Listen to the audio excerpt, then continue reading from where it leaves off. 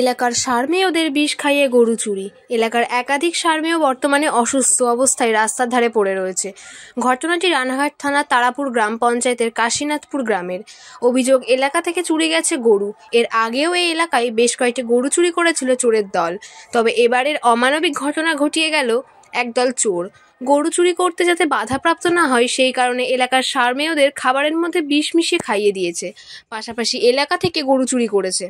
চুরির সময় একজন বাধা দিতে গেলে চোরের দল তাকে ইট ছুঁড়ে মারে বলে অভিযোগ। চোরেদের ছোড়া ইটের আঘাতে রাস্তার উপরে পড়ে যায় প্রতিবাদী ওই কৃষক।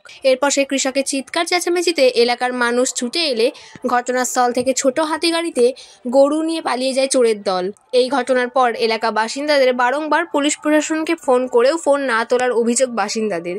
এই ঘটনায় আবারও নিরাপত্তা নিয়ে উঠেছে প্রশ্ন। যেখানে এই গরু চুরির ক্ষেত্রে বাধাপ্রাপ্ত বা বাধা দিত এলাকার সারমেয়রা, তাদেরকেই বিষ খাইয়ে গরু চুরি করার ঘটনায় আতঙ্কিত এলাকার মানুষ। এখন দেখার প্রশাসন কতটা ব্যবস্থা গ্রহণ করে এবং এই গ্রামবাসীদের পাশে দাঁড়ায়। কখন জানতে পারলেন ঘটনাটা? 4টে নাগাদ, তখন 4টে বাজে, তাই না?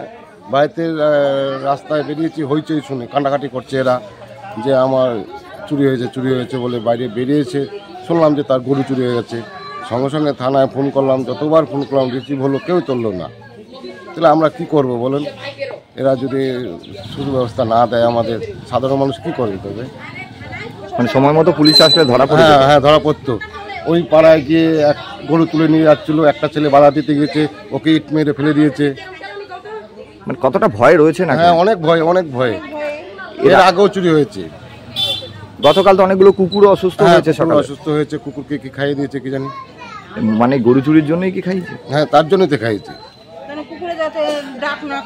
মানে এই যে গরিব মানুষ যারা রয়েছে, যারা গবাদি পশু পালন করে, এদের ক্ষেত্রে তো সমস্যা। এদের এর উপরে নির্ভরশীল না, অনেকে গরু দুধ বিক্রি করে দিন চালাবে।